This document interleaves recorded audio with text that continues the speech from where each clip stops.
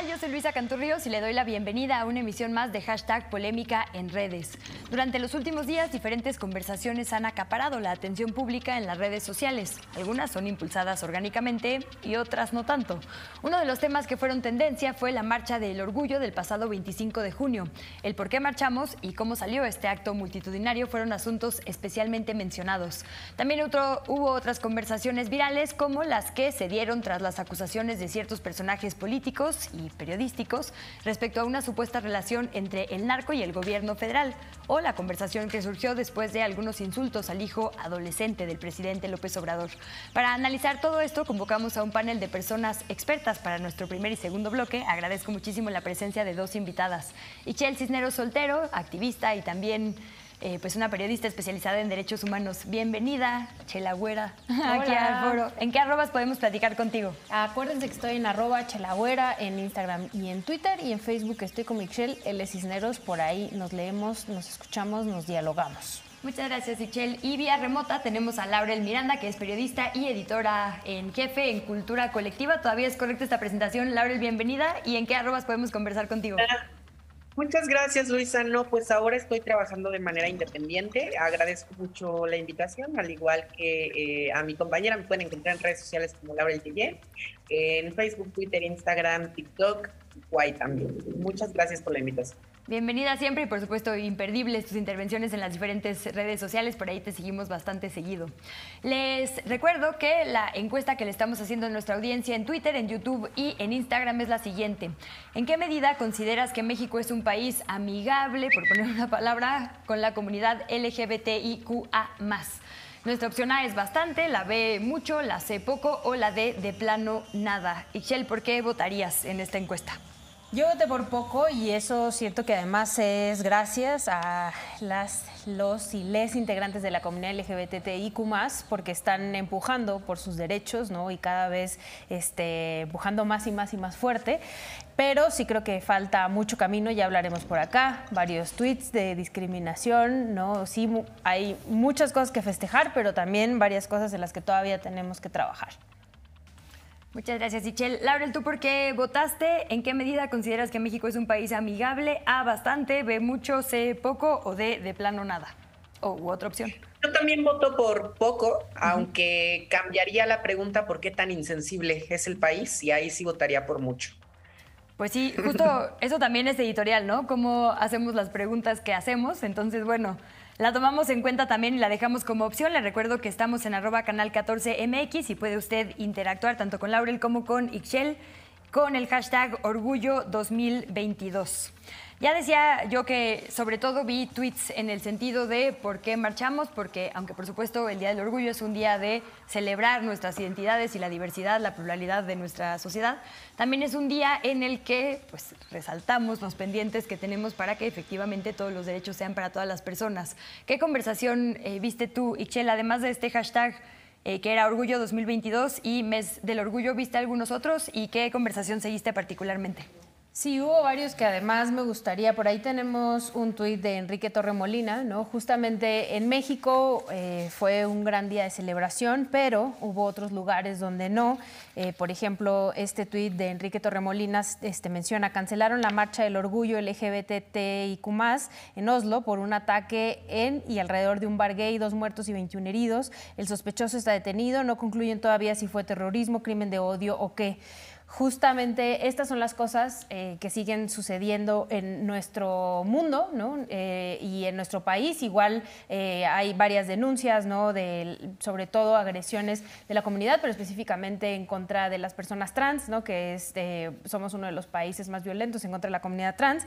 Y creo que esto también se dio a conocer en las redes sociales. O sea, sí están, ¿no? La comunidad LGBT muy orgullosa y deberían de estarlo todo el tiempo de lo que son y nosotros respetarles como tal, pero también está esta contraparte, ¿no? De cómo han tenido que empujar y han tenido que ir en contra de la violencia, y que en este país, además, insisto, En la Ciudad de México fue una marcha multitudinaria, ¿no? Lo vimos, más de 250,000 personas según la cifra oficial. Incluso, bueno, estados como el mío, en Sonora, en Hermosillo, Sonora, salieron a marchar, lo cual me da mucha alegría porque es uno de los estados históricamente conservadores y bastante homófobos y en contra de la comunidad LGBT.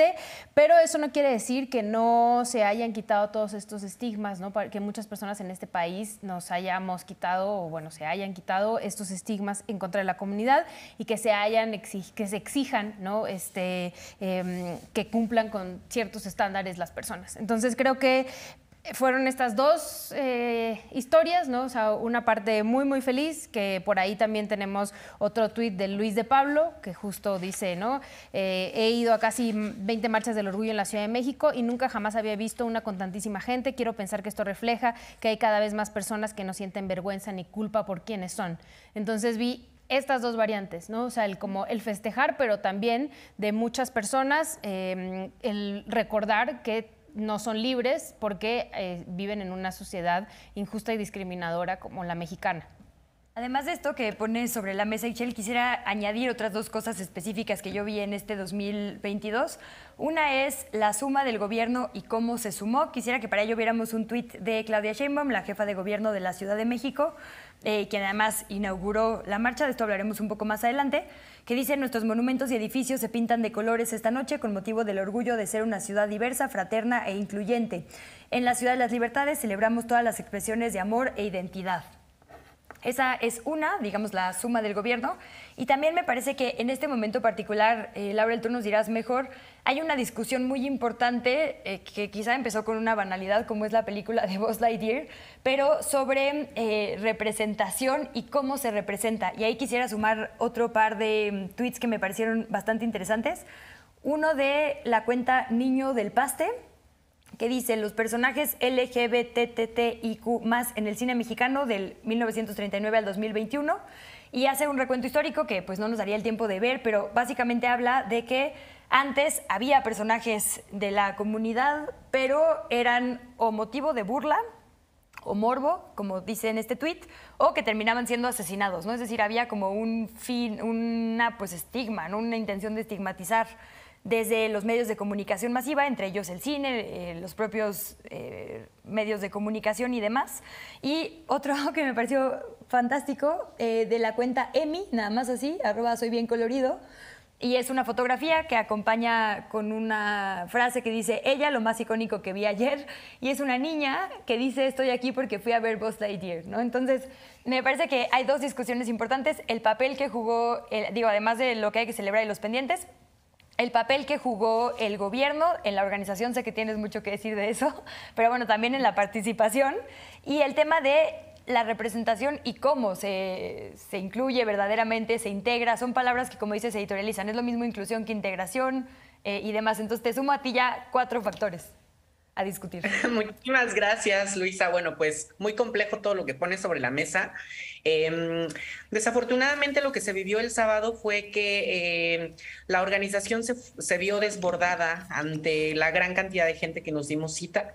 Me parece que no es algo que no se pudiera prever, dado que estuvimos 2 años en un encierro. Esta la primera marcha LGBT tras la contingencia por COVID-19.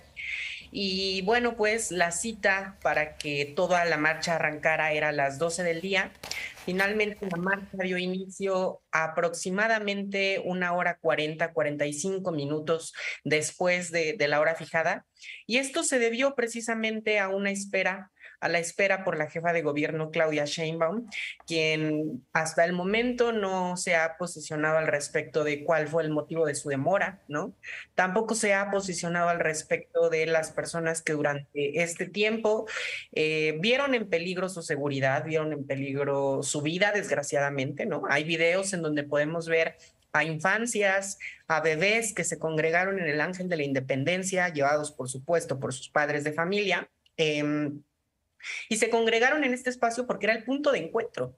Ahí teníamos que vernos para poder arrancar la marcha. Esto no ocurrió de la mejor manera.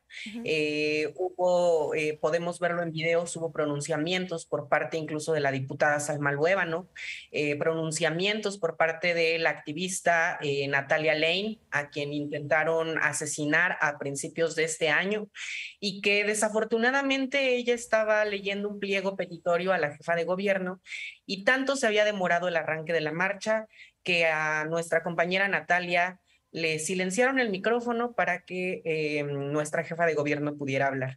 Entonces, creo que más allá de la celebración, que por supuesto también es un acto político, sí se pudo haber previsto una mejor organización, no solamente en el arranque de la marcha, sino también a lo largo de ella, porque también circulan muchos videos en donde podemos ver la ausencia o la falta de personal médico, ¿no? De personal de seguridad, la presencia de vendimia, de vendedores ambulantes en medio de Reforma.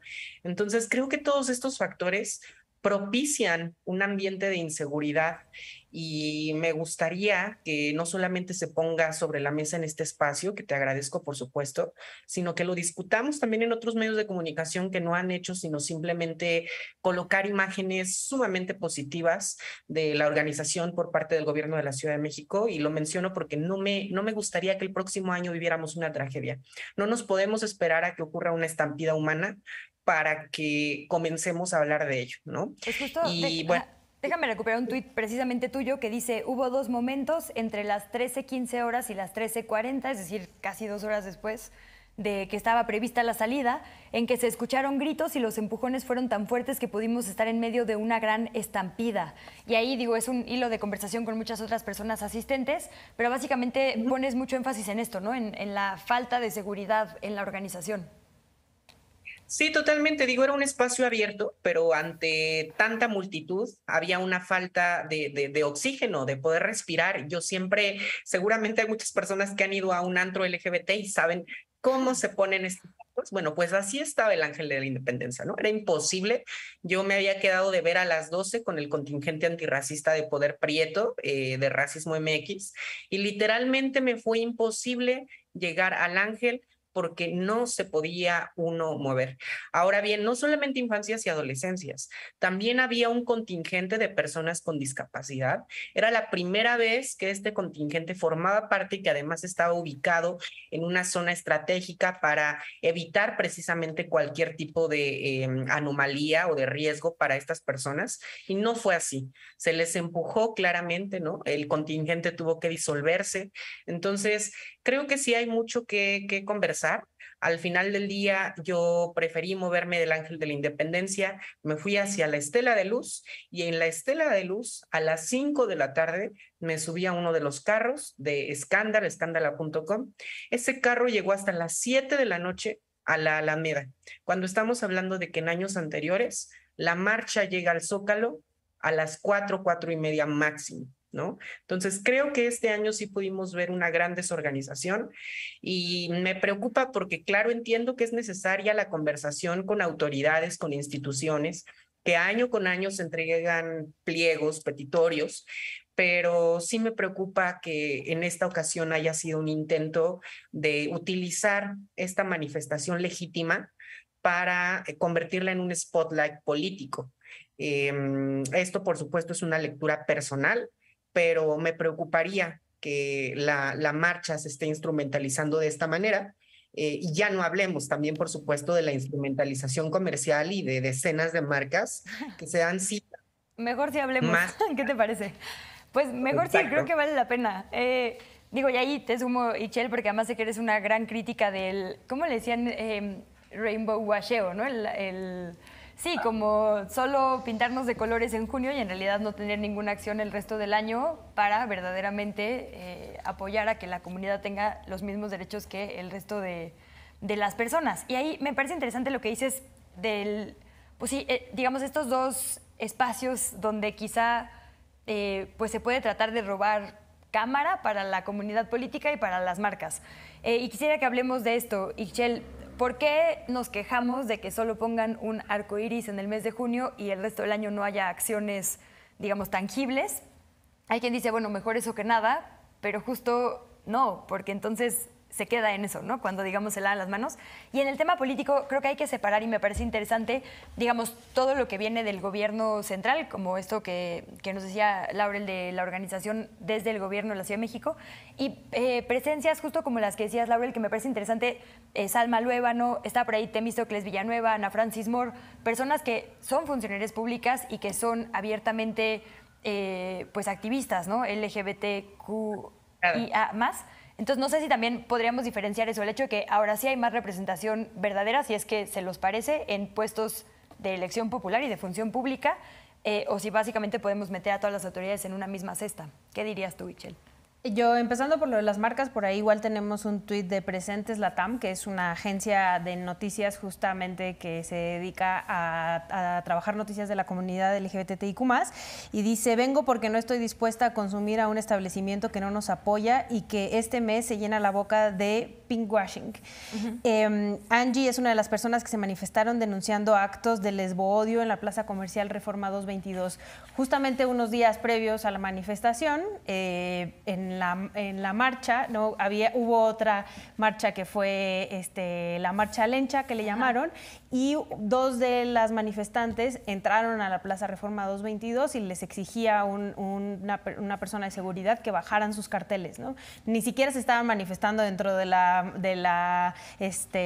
centro comercial. Entonces, justo es esto, ¿no? El día de la marcha, sí, un gran arco iris, tómate la foto enfrente del centro comercial, pero cuando nadie me está viendo, entonces discrimino. Y incluso el personal de seguridad le decía, es que son reglas, nadie puede traer carteles aquí, ¿no? Nadie puede manifestarse.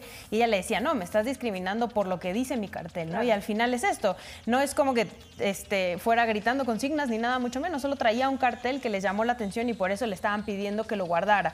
Entonces creo que sí, muchas de las marcas, no quiero decir que todas, porque me gustaría pensar que dentro de, sobre todo las pequeñas marcas, hay personas que respetan los derechos de la comunidad, pero sí hay muchas de estas grandes marchas que solamente se acuerdan de la comunidad o de la mujer, ¿no? En el 8M o sí. Cuando va a ser el mes del orgullo.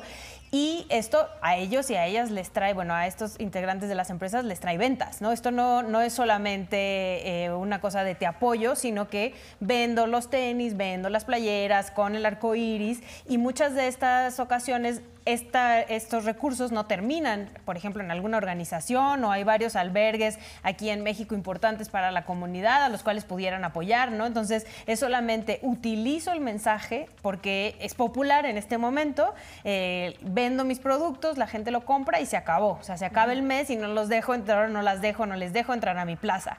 Entonces, sí creo que este doble discurso, por supuesto que tenemos que señalarlo, y lo que mencionas rápidamente de las personas que están en gobierno, sí creo que hay una diferencia, ¿no?, entre personajes que son activistas de la comunidad, que han llegado a puestos públicos, pero también han llegado por unos méritos increíbles, ¿no? O sea, porque han empujado, no es tampoco porque les hayan abierto las puertas, no les ha sido fácil, ¿no?, llegar a los espacios en donde están.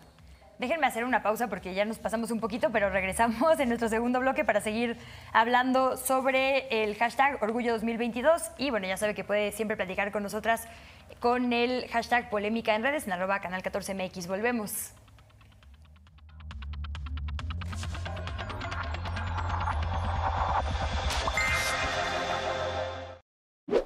El SPR, en conjunto con su Consejo Ciudadano y Canal 14, lanza la convocatoria hashtag Una Mirada Independiente 2022-2023, dirigida a todas las y los productores nacionales independientes para presentar proyectos ligados al documental televisivo bajo las siguientes temáticas: estrategias de accesibilidad para personas con discapacidad, solución a los problemas urbanos, embarazo adolescente, obesidad en México, música como expresión e identidad comunitaria, nuevas dinámicas sociales derivadas de la migración al norte y sur del territorio nacional, experiencias de reinserción social de personas liberadas o preliberadas de centros de reclusión, innovaciones tecnológicas para uso y aprovechamiento de energías eólica y o solar, iniciativas de colaboración justa y ética, entre la industria de la moda y personas artesanas textiles mexicanas.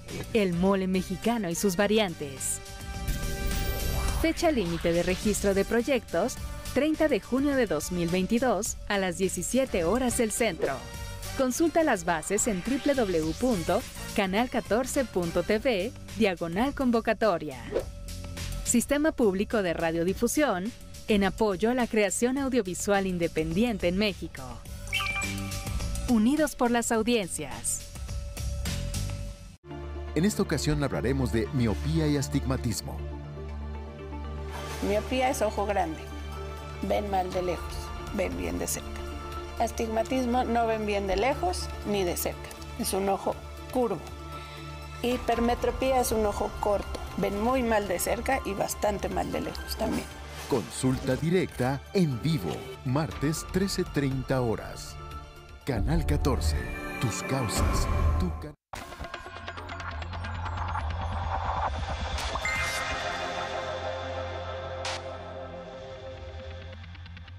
Gracias nuevamente por su sintonía en la señal de Canal 14 y por sus opiniones y comentarios durante esta polémica en redes en @canal14mx.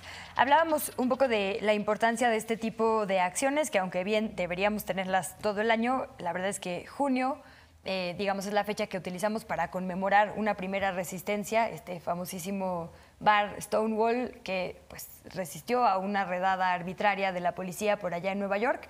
Y bueno, aunque digamos que ese es el punto que se conmemora o del que es aniversario este desfile, en realidad el activismo, ¿no? Y la lucha pues casi no tiene fecha para atrás, porque podemos hablar de muchas décadas, y particularmente en México ha sido muy interesante porque estos grupos siempre han sido grupos que han sido muy revolucionarios y integrados por personas revolucionarias, que además se han identificado con la izquierda. Ahora que decías, Laurel, ¿no?, que tú perteneces también a esta organización, no sé si organización es la palabra correcta, pero Poder Prieto, es decir, el tema de todos los derechos para todas las personas sí es una bandera que en nuestro país ha sido muy importante.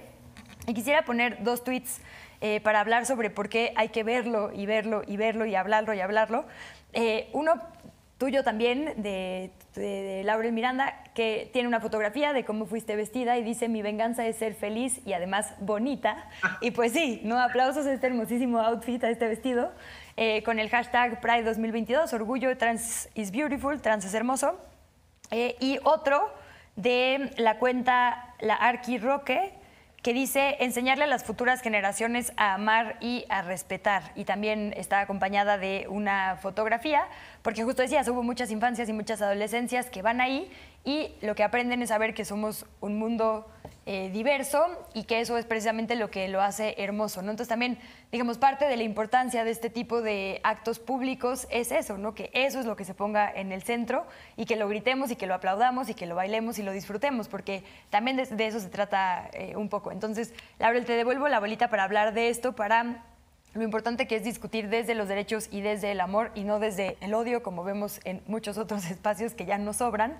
Y un poco también lo que quedó pendiente con Ixchel, ¿no? ¿Qué le exigimos a las marcas y qué le exigimos a las personas en la función pública en estos días y el resto de los días? Claro, pues voy a empezar por ahí. Me parece que lo necesario es congruencia. Lo hago con una comparación.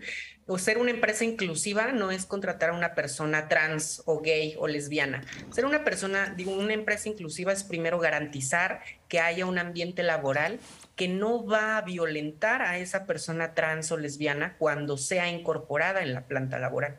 Y eso no ocurre, ¿no? Es lo mismo acá con las marcas. Antes de ponerte el arco iris, garantiza que en tu empresa haya un ambiente seguro para las personas LGBT. Por otro lado, en cuanto a servidores públicos, me parece que no a todos se les puede poner en el mismo costal, por llamarlo de alguna manera. Sin embargo, sí me parece problemático, porque no es lo mismo ser un activista a un servidor público, aunque vengas de allá. ¿Por qué? Porque si ya eres servidor público, no puedes pararte ahí a exigir a un gobierno del que formas parte estas causas, porque estamos hablando de que el IMSS estaba blindado precisamente porque hay desabasto de antirretrovirales. Estamos hablando de que Reforma 222, centro comercial, estaba protegido porque en los últimos meses hemos visto actos de discriminación en contra de la comunidad LGBT. Ahora bien, este tuit que un poco me apena, pero me gusta mucho, de mi fotografía con el vestido, a algunos les parecerá banal.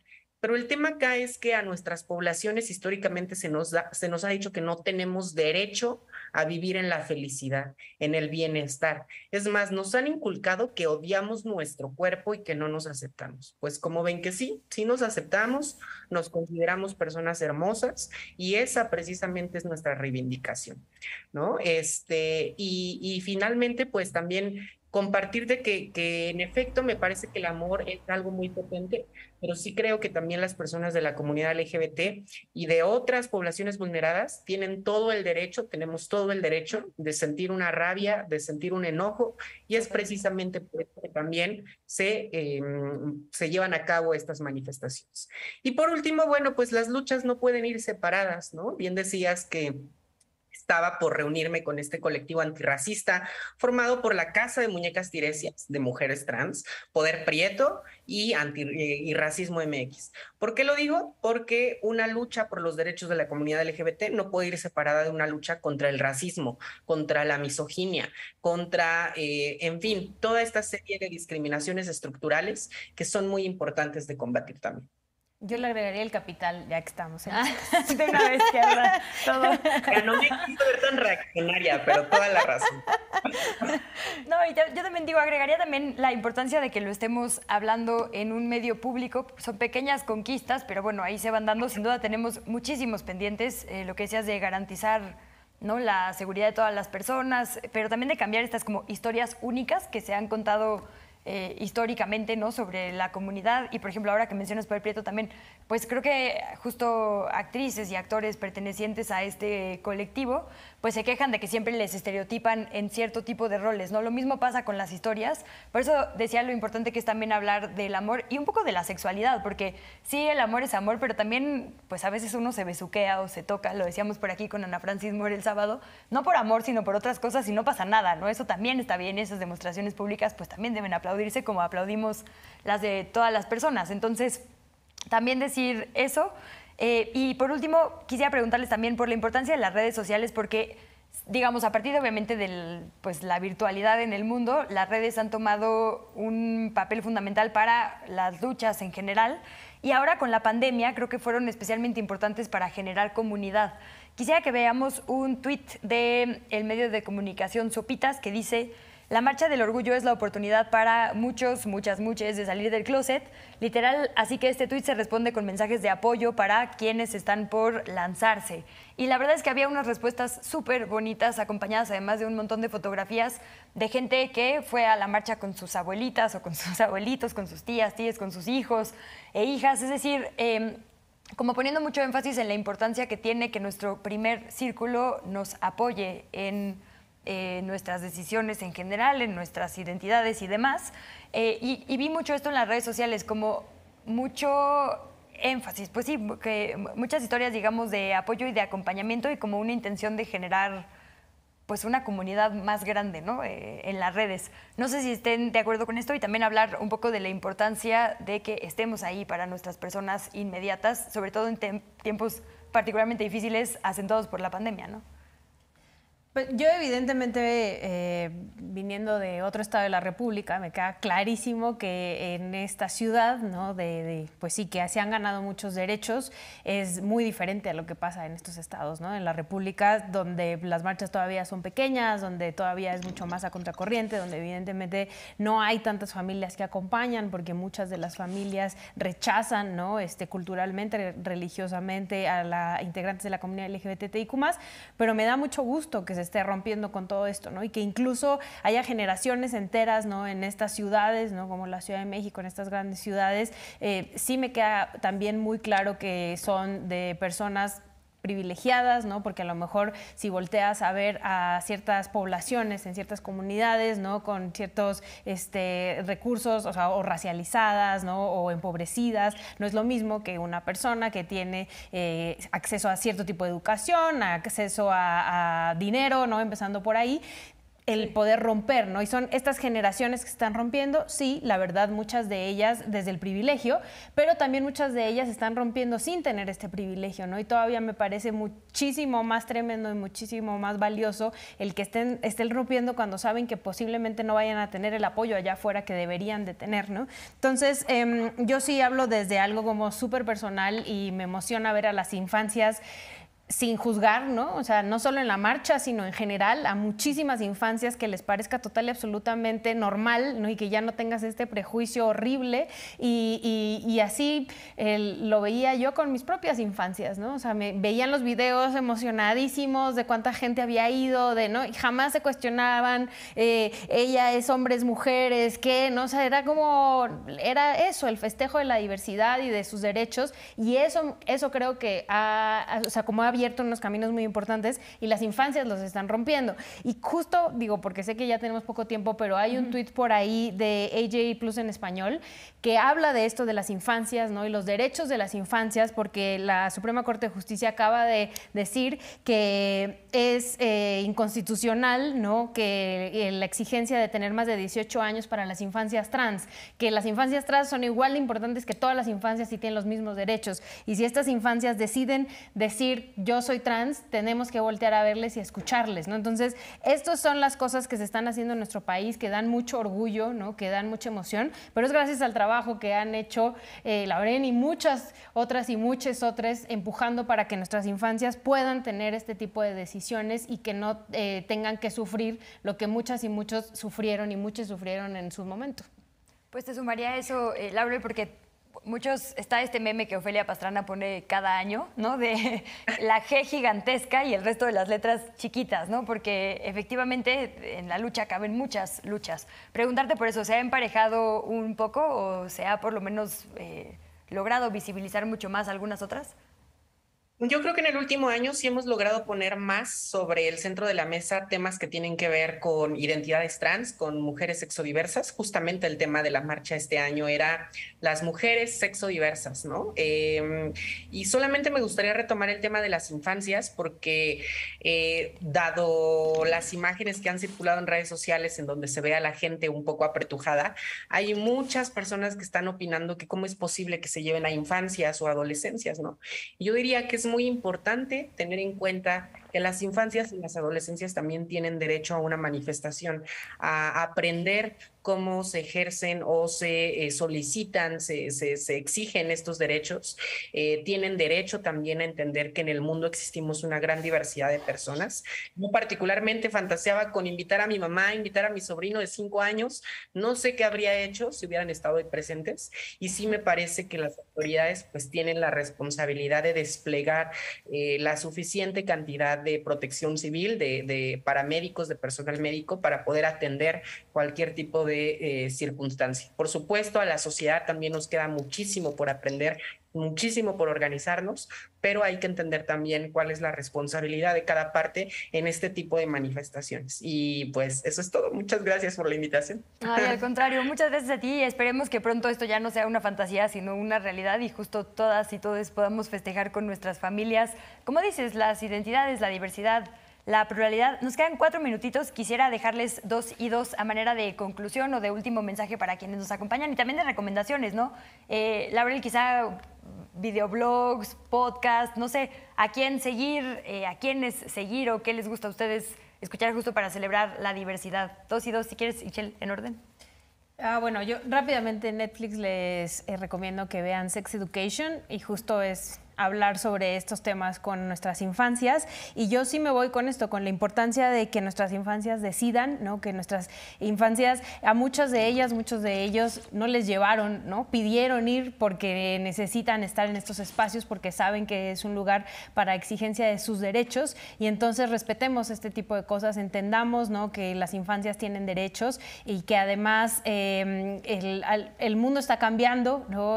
También muchas personas personas que tienen muchos estigmas en su cabeza, que además así les enseñaron, ¿no? Unas estructuras con las cuales romper, pues vayamos rompiéndolas, ¿no? Creo que hay un trabajo importante que tenemos que hacer desde estas otras generaciones, porque además las generaciones de las infancias y de las juventudes están haciendo su trabajo y lo están haciendo muy bien en este tema, pero también en temas ecológicos, en muchos otros temas donde nos están llevando, pero de calle a muchas generaciones como la mía, como otras más arriba y otras más abajo, ¿no? Y al final, pues esto, no volteemos solamente a ver a la Ciudad de México, ¿no? En los estados la cosa está un poco más complicada, ¿no? Hay muchas y muchos activistas que están empujando por sus derechos, pues justo acompañémosles en estos procesos, preguntémosles qué necesitan de nosotros, cómo podemos apoyar para poder empujar para que los derechos sean para todas, para todos y para todes. Laurel, ¿con qué nos dejas? De acuerdo, pues yo les recomiendo Vida y Muerte de Marsha P. Johnson, está también en Netflix y se las recomiendo por un motivo. Es importante revisar la historia y darnos cuenta gracias a quienes comenzó el movimiento por la lucha de los derechos de la comunidad LGBT. E inició por una mujer afroamericana con VIH, una mujer trans, por supuesto, ¿no? Entonces, revisémoslo. La Marcha del Orgullo es también una fiesta. Yo andaba con un vestido, andaba en un carro, en el escándalo, divirtiéndome, pero no olvidemos también que es importante exigir y convertirlo siempre en una postura política. Les recomiendo eso y también les recomiendo seguir en redes a la asociación YAG México, que ha luchado en México contra las mal llamadas terapias de conversión y cuyo líder además fue quien este sábado exigió que la marcha comenzara debido al problema que ya existía de una aglomeración importante, ¿no? Entonces, me parece que su labor fue fundamental para que en ese momento arrancara la marcha y esas son mis recomendaciones. Pues muchísimas gracias a ambas. Yo solo recordar algo que leí por ahí justo el sábado, era algo así como nadie es libre hasta que todas las personas seamos libres, entonces pues para allá. Y le recuerdo más bien yo a nuestra audiencia que la encuesta que le estamos haciendo hoy en Twitter, YouTube e Instagram es la siguiente. ¿En qué medida consideras que México es un país amigable con la comunidad LGBTIQA+? A bastante, B mucho, C poco o D nada. Ya contestaron nuestras dos expertas el día de hoy. Tenemos todavía un bloque más para que usted nos haga saber su opinión. Así que muchas gracias a Ixchel Cisneros, muchas gracias a Laurel Miranda. Y con esto vamos a una pausa y volvemos con más.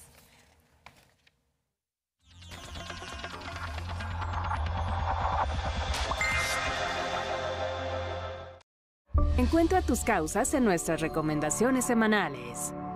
La transformación como eje de la política actual. Entonces tiene dos frentes. Uno que sale de él mismo porque las ideas, la imagen, la utopía que propuso, pues no se cumple. Y los otros, los que la habían pasado bien en el antiguo régimen, pues obviamente que son sus enemigos. Perspectivas históricas. Un sismo que despertó a la sociedad mexicana. Los procesos sociales tienen un comportamiento extraño porque lo que a veces no aprende una sociedad en décadas, lo aprende en días. Pero además es un aprendizaje donde el maestro es el propio pueblo. A mí eso me resultaba fascinante. Nuestras conquistas. Canal 14. Tus causas, tu canal.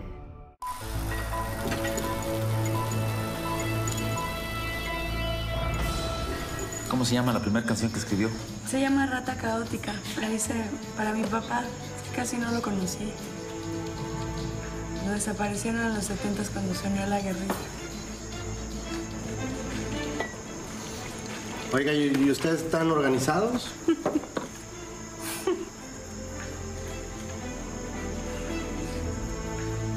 Pues deberían de organizarse para que los escuchen. ¿Y tú quién eres para decirles lo que tenemos que hacer o qué? Luchar por la justicia los lleva a un viaje sin retorno.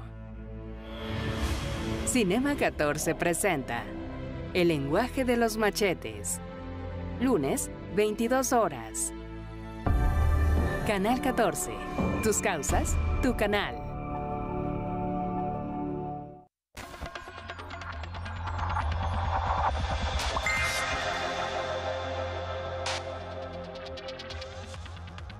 Muchísimas gracias por seguir en sintonía en la señal de Canal 14 y conversando con nosotras y nosotros en @canal14mx. El primer hashtag que analizamos durante los 2 bloques anteriores fue Orgullo 2022, pero ha habido otras tendencias interesantes a analizar. Por ejemplo, el hashtag narconarrativa y más recientemente el hashtag con los niños no. Ambos se conectan, digamos, porque han tenido que ver con acusaciones en contra de, acusaciones o ataques, se le puede decir en el caso, por ejemplo, de con los niños no, contra el presidente de la República, Andrés Manuel López Obrador, y su círculo cercano, en este caso su familia. Agradezco muchísimo a 2 integrantes de Tlatelolco Lab que nos acompañen para este último bloque y para analizar estos 2 hashtags que ya le cuento. Julián Atilano, bienvenido, muchísimas gracias por estar nuevamente por acá. Muchas gracias, Luisa, un gusto estar aquí en este Y además programa. de fiesta, un abrazo especial a tu casa porque estamos Muchas celebrando. gracias. Así que muchas gracias por estar por acá. Y Eloy Caloca, que además es el primer invitado que hemos tenido en este espacio que no tiene Twitter, pero sí otras redes sociales. Entonces, bienvenido. ¿En dónde conversamos con ustedes? Pues en Facebook y en las redes oficiales de Puets UNAM y Tlatelolco Lab. ¿Nos recomiendas alguna otra o con esas nos vamos? Sí, con esas. En Twitter síganos, Tlatelolco Lab, pongan el hashtag en Twitter y ahí nos van a encontrar. También en YouTube, Puets, P-U-E-D-J-S, ahí nos encuentran. Gracias por deletrearlo, querido Julián. Bueno, pues ustedes trabajan todo el tiempo justo con conversaciones orgánicas y no orgánicas y quisiera cederles estos minutos para que nos cuenten qué han encontrado particularmente con estos hashtags, porque además sé que tenemos material y mapas, así que yo les voy siguiendo. Mira, Luisa, quisiéramos empezar primero por la narconarrativa, que así decidimos nombrarla. Seguramente tú, ustedes que nos están escuchando, han oído hablar sobre esta idea de que hay una asociación, hay un vínculo entre Morena, el presidente y el narcotráfico. Entonces nos dimos a la tarea como laboratorio digital de analizar qué es lo que estaba sucediendo y observamos en 2 aspectos. Uno va a ser el digital, el otro el mediático, lo comentará mi colega Eloy, pero nos dimos cuenta que no se han presentado evidencias, Luisa, es decir, en Twitter al menos, además de no presentarse evidencias, hemos visto comportamientos anómalos, cuentas que comúnmente se le denominan bots o cuentas que pues tienen comportamientos que podríamos decir que son anormales. Identificamos 3 grandes comunidades en torno a esta narrativa que básicamente están articuladas, Luisa. Y eso es bien interesante porque entonces esto nos indica que no hay una cuestión orgánica, no es que la gente empiece a tuitear y empiece a hacer esta relación, sino que hay un grupo, o mejor dicho, 3 principales grupos, 3 comunidades que están articuladas y que están posicionándose en contra de López Obrador, pero es una cuestión meramente política. No observamos ninguna cuenta de algún influencer, de alguna persona conocida. Son más bien este tipo de cuentas, a lo mejor ustedes las podrán ver quienes usan Twitter, que tienen un nombre y tienen 8 dígitos. Son estas cuentas que por default te lo da la red cuando ingresas, y de esa manera hemos visto comportamientos, por ejemplo, ráfagas de tweets, personas que han hecho 200 tweets, decenas de cuentas que han hecho más de 200 tweets en menos de 12 segundos. No, pues sí, digo, ahí es muy difícil raro, defender, ¿no?, que no sea automatizado, por supuesto. Entonces, es curioso esto que dices, no hay ninguna cuenta de alto perfil o de muchísimos seguidores, son más bien muchísimas cuentas tipo bot funcionando pues de manera automática. Así es lo que estamos observando en esta exploración, y además que están vinculadas con comunidades que en otros momentos han atacado a López Obrador. Digámoslo de forma directa para quienes nos están escuchando, se ha buscado inflar esta narrativa o esta narconarrativa para golpear al presidente López Obrador, y esa ha tenido su correlato en el espacio mediático. Algunos columnistas, articulistas lo están agarrando y están tratando de inflarlo. Justo para allá voy, Eloy, porque si no me equivoco la conversación comenzó un poco antes de las elecciones en 6 estados de la República, y fue curioso que estas declaraciones fueron casi simultáneas, pero desde diferentes frentes.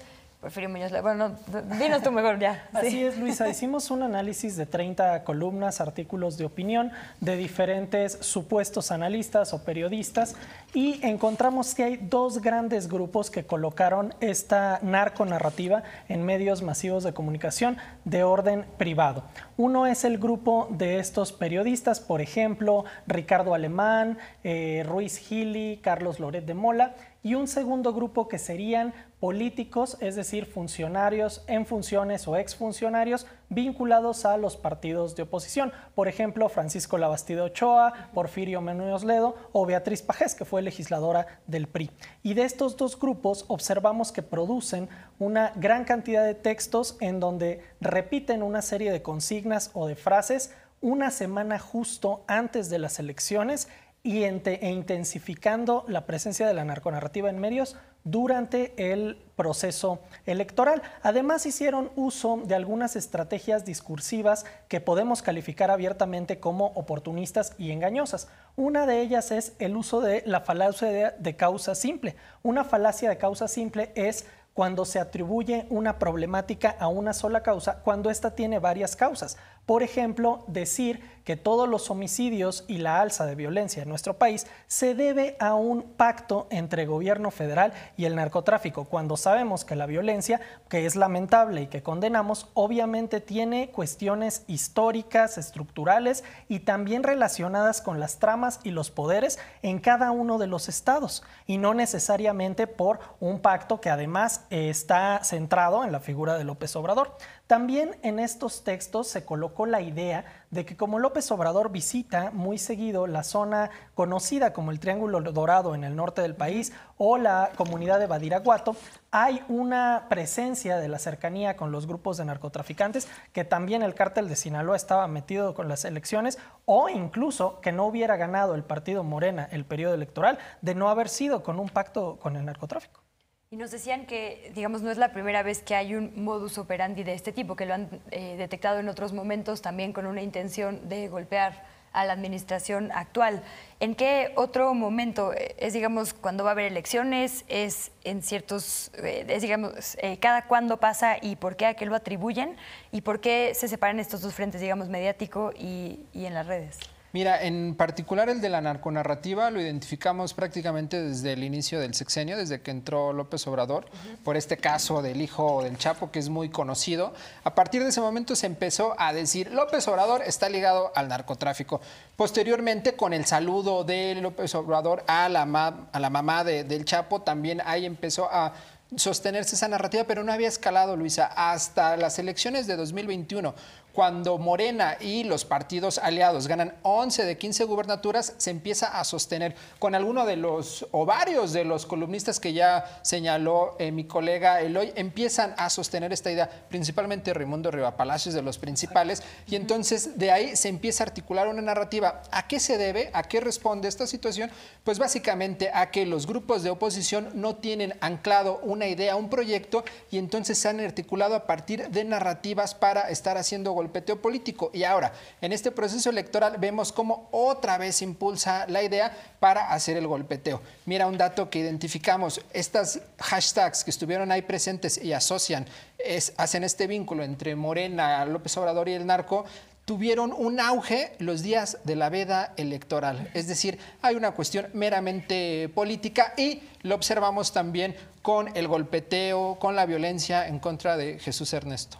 Ah, bueno, y ahí rapidísimo, ¿esto tiene sentido entonces que se vuelva más anónimo por momentos como la veda electoral? Porque entonces no hay a quien señalar, ¿no? Es como un gris, digamos, ahí. Esa es una situación, y la otra que también tenemos plenamente identificado es que usualmente estas estrategias mediáticas se impulsan los días jueves o viernes. ¿Por qué? Porque no hay mañaneras el día sábado y domingo. No hay una cuestión ahí de vamos a salir a responder, claro. Okay. ¿No? Entonces es una estrategia que han hecho y lo están haciendo de forma menos visible, en el sentido que ya no son estas grandes figuras, estos influencers los que están articulándose, sino estas cuentas anónimas que están buscando amplificar y influir en la conversación pública. Ya vimos que a las y los influencers sí les pueden multar, ¿no? Entonces claro. Ahí pues es un interesante cambio. Por otro lado también, Luisa, vemos cómo utilizan también pocas pruebas, no hay evidencias en los textos periodísticos.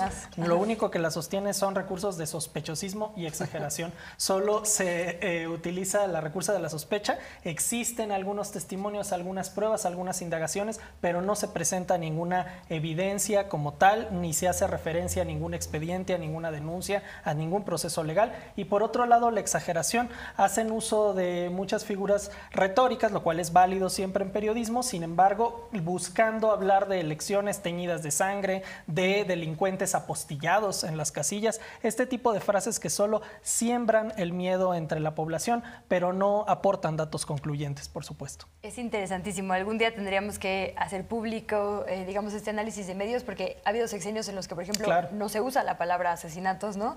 Y otros en los que siempre es primera plana. Entonces ahí el juego mediático siempre es interesante. Nos quedan unos minutos. No quiero dejar de hablar del otro hashtag que detectamos que es una tendencia, muy desafortunadamente, porque no deberíamos estar hablando nunca de hijas e hijos de las personas funcionarias públicas, pero bueno, desafortunadamente se colocó, digamos, en la discusión pública al hijo, a Jesús Ernesto, al hijo del presidente López Obrador, y pues se acompañó de este hashtag con los niños no, puesto que se defendió desde muchas cuentas que no se estuviera atacando a, ya no se dice menores de edad, pero bueno, a niños, ¿no? Y a adolescentes. Y tú dices, de alguna manera, a las infancias, claro, se conectan estos dos asuntos. ¿Cómo? Claro. Bueno, mira, primero, ¿qué detectaron y cómo lo conectan? Súper interesante. De entrada, el fin de semana estuvo esa discusión en Twitter. No quisiera repetir los hashtags que se utilizaron para denostar, para defender. Si gustan pasar las imágenes, estaría de lujo. Pero mira, lo que identificamos, y es un hallazgo y una primicia para este programa, Luisa, es que 1,800 cuentas que estuvieron participando en la narconarrativa también estuvieron participando para golpear a el hijo, a Jesús Ernesto, al hijo de López Obrador, y al mismo tiempo también identificamos que hay una articulación de hashtag y es el mismo grupo. Podemos decir, la misma comunidad que ha influido, que ha sostenido, que ha inflado la narconarrativa, también está golpeando al hijo de Jesús Ernesto. ¿Y cuál es de fondo? La estrategia también es que son cuentas anónimas, es decir, como no dan la cara, como no son cuentas que dan la cara en un tema tan sensible, obviamente son cuentas anónimas que pueden decir lo que sea en redes. Ahora, yo esperaría que esto no se haya replicado en los medios, ¿no? Aún no tenemos elementos, pero por otro lado, lo que sí sabemos es que son cuentas con un comportamiento anómalo, generando cadenas de 200 o 300 tweets o retweets en periodos de 10 a 30 segundos. Eso nos habla de comportamientos anómalos que pueden estar relacionados a una automatización o a personas coordinadas que se encuentran produciendo a favor de los intereses de un grupo. Les preguntaría ahí por dos cosas que yo vi. Uno, los niños y las niñas que tienen cáncer, que ha sido también una campaña que el propio presidente ha dicho que se ha utilizado o que, digamos, su propio equipo ha detectado que se usa en su contra. Siempre que se habla de infancias, digamos, este tema regresa. Entonces, como que se aprovechó este hashtag para regresar a este tema. Si no me equivoco, fue algo que yo vi. Nosotros le llamamos secuestros de hashtag. Entonces, cuando empezó... pues fueron funcionarias, este grupo cercano al oficialismo, a López Obrador, a Morena, y decir con los niños no, se secuestra el hashtag y se empieza a meter nuevamente el tema de los niños con cáncer de una forma pues totalmente desafortunada, porque no es que interese realmente lo que esté pasando con ciertos niños y niñas, simplemente es una cuestión de golpeteo, porque dicen ¿qué está pasando con los niños que tienen cáncer? Y al lado una grosería, al lado una imagen de Jesús Ernesto, es decir, pues se ve claramente una intención de golpeteo político. Y ahí decir que efectivamente que ruin, porque sí tendría que estar en nuestro interés de todas las personas que todas las niñas y todos los niños estén bien, claro, ¿no? Y que su salud efectivamente sea un tema prioritario. Entonces, usarlo en un momento político, pues le quita mucho de lo que debería ser una exigencia social. Además, Luisa, hay una relación entre Jesús Ernesto, hijo de López Obrador, con el ataque a otros funcionarios públicos, como el caso de Citlali Hernández, para juzgar a una persona por su cuerpo o por una condición de apariencia. En Tlatelolco, pues nos pronunciamos absoluta y tajantemente contra cualquier juicio de una persona por su cuerpo. Fíjate que ahí a mí sí me sorprendió que personajes que normalmente son pues contrarios u opositores al gobierno de López Obrador incluso decían esto, ¿no? De, oigan, claro, sí hay un límite y el límite es, claro, uno, el físico de las personas, que no tiene nada que ver con absolutamente nada, y las infancias. Y ahí te preguntaría también, decían que hubo una respuesta coordinada de quienes son cercanas o cercanos al presidente. ¿Esa sí fue orgánica o también vimos, por ejemplo, ahí el uso de automatismos o demás? ¿Eso lo pudieron medir? No, pues Lo que observamos es que fue orgánico en el sentido en que no hubo cuentas automatizadas, pero obviamente hubo una coordinación porque todos salieron y utilizaron el hashtag. No, pero una cosa es eso, ¿no? Y otra cosa es no dar la cara, pronunciarte, golpear, atacar. Y vemos la comunicación genuina de funcionarios públicos, lo cual nos parece perfectamente válido, que desde las cuentas oficiales verificadas de diferentes funcionarias y funcionarios de gobierno actual, gobierno federal y de gobiernos de los estados, pues se pronuncien a favor del presidente López Obrador y su familia y en contra de este tipo de ataques. Esto que dicen es interesante porque para quienes no somos personas expertas de data en redes sociales, la forma de saber si una conversación es orgánica o no es ver si se da la cara o no, ¿no? Como que esa es una primera pista fácil. Hay varios indicadores. Uno es eso, que si se da la cara o no. Otro también la cuestión de la automatización.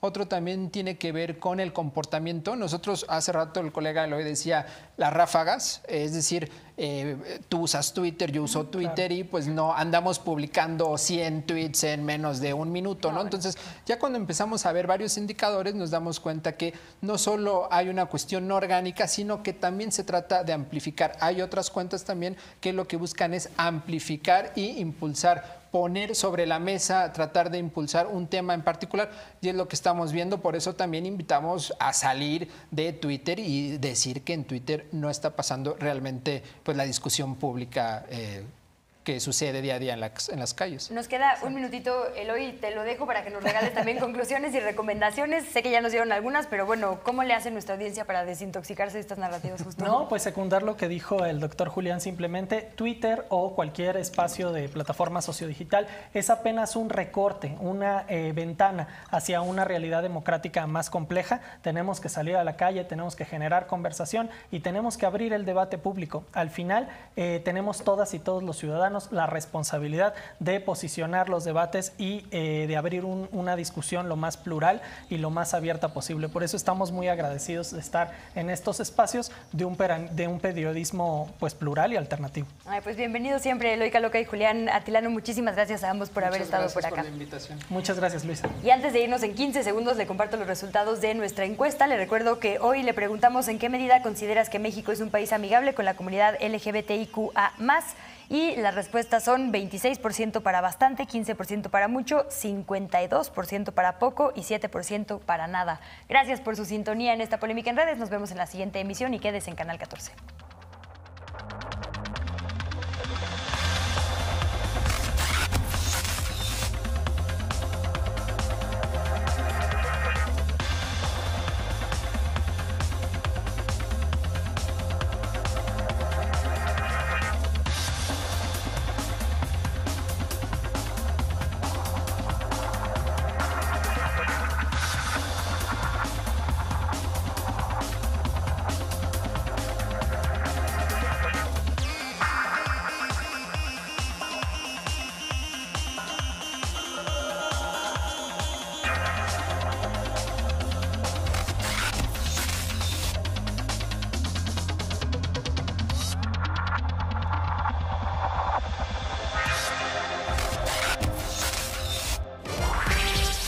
La fecha límite está a punto de llegar. Registra tu proyecto y participa en la creación de producciones con una mirada independiente, unidos por las audiencias.